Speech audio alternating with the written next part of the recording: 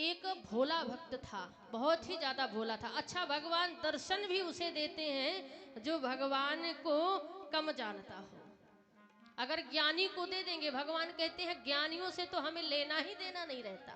बोले क्यों? राम जी बोले ज्ञानियों को हमसे लेना देना नहीं है, तो राम हमको भी ज्ञानियों से लेना देना नहीं है। क्योंकि ज्ञानियों का काम रहता है आत्मन्यो आत्मनः तुष्टा, अपने आप से अपने आप में प्रसन्न रहना, कछु लेना न देना, मगन रहना, ये ज्ञानियों का काम है। लेकिन महाराज संत और भगवान, संतों के हितकारी हैं भगवान, संतों के हितकारी। एक बूढ़ी मैया थी और एक संत जी थे, नाम था माधव दास प्रभु, रहते थे जगन्नाथपुरी में। लेकिन मैं ये कथा बार बार कहती हूँ, कारण हो सकता है कई ऐसे वक्ता होते हैं जिनको कहने में आनंद आता है, कई ऐसे श्रोता होते हैं जिनको सुनने में ज्यादा आनंद आता है। इसलिए बता रही हूं कि ऐसा नहीं कि भगवान नहीं आते, बिगड़े काम पूरे नहीं होते। तो बूढ़ी माई जगन्नाथपुरी में जो संत जी रहते थे, वहां पर 4 घरों में वो भिक्षा मांगने जाते थे। एक घर उस बूढ़ी मैया का था जहां पर माधव दास जी रोज भिक्षा मांगते थे। 3 घरों से उन्हें भिक्षा मिल जाती थी, लेकिन जैसे ही चौथे घर में पहुंचे और मैया से कहे मैया कुछ मिलेगा, तो मैया भिक्षा तो छोड़ो महाराज, गालियां देती थी।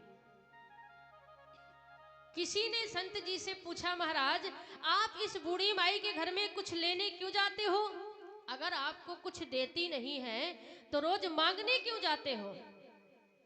श्री माधव दास प्रभु ने कहा, कहते हैं संत हृदय नवनीत समाना, अगर ये माई अपना स्वभाव नहीं बदल सकती है तो मैं संत होकर के अपना स्वभाव क्यों बदलूं?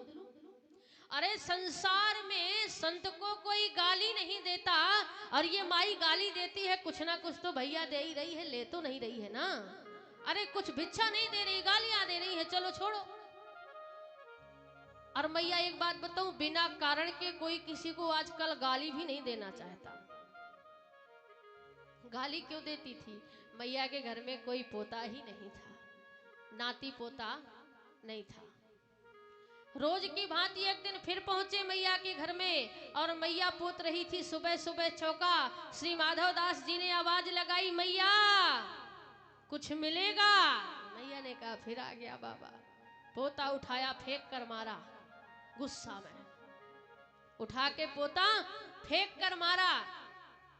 वो पोता जाकर के श्री माधव दास महाराज के छाती में लगा, हृदय में जाके पोता लगा।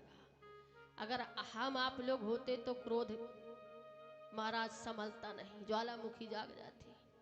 लेकिन श्री माधव दास जी हंसे और जाते जाते कहा, मैया मैं भी संत हूं, सुनो मैया, माधव दास भी उत्तर इसी का देगा, संत माधव दास भी उत्तर इसी का देगा। और पोता तूने दिया है तो जा पोता तुझे मिलेगा, पोते के बदले में पोता मिलेगा। कुछ समय बाद मैया के घर में पोता हुआ। क्यों? जो पोता संत जी को फेंक कर दिया था, वह पोते को ले जाकर के श्री माधवदास महाराज जी ने धोया और महाराज सुखाया। सुखाने के बाद उसी पोते की बत्ती बनाई, घी में डुबोया, ठाकुर जी के दरवाजे में बत्ती लगा दी, जोत लगा दी, और एक ही अर्जी लगाई कि मैया के घर में पोता हो जाए।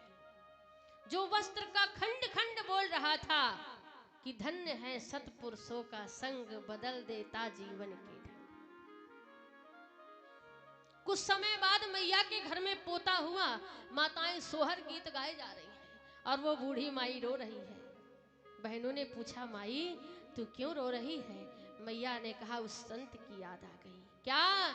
बोले पोता दियो न प्रेम सो, अरे से बस दीन हो मार, ओ ऐसे पुण्य न सो सखी मेरे पोता खेलत द्वार।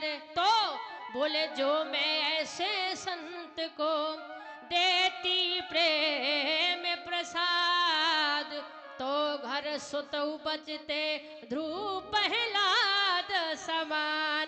अगर मैं ऐसे संत को प्रेम से प्रसाद दे देती तो आज मेरे घर में सुध उपजते ध्रुव प्रहलाद समान।